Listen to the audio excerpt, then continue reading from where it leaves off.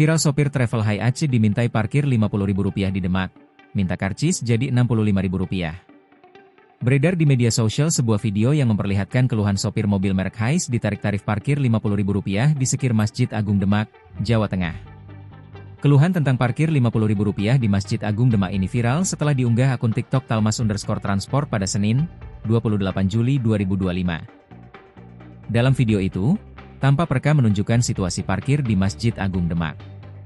Ia mengeluhkan jika biasanya mobil Hiace biasanya hanya ditarik Rp20.000.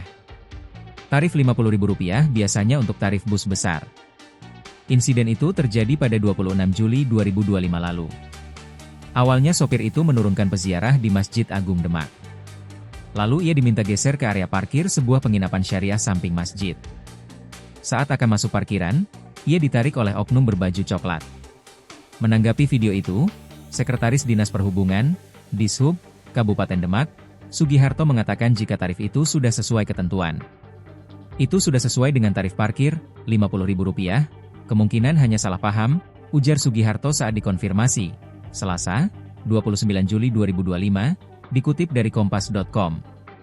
Hal ini merujuk pada Peraturan Daerah, Perda, Nomor 12 Tahun 2023 tentang Pajak Daerah dan Retribusi Daerah, yang mulai berlaku tahun 2024.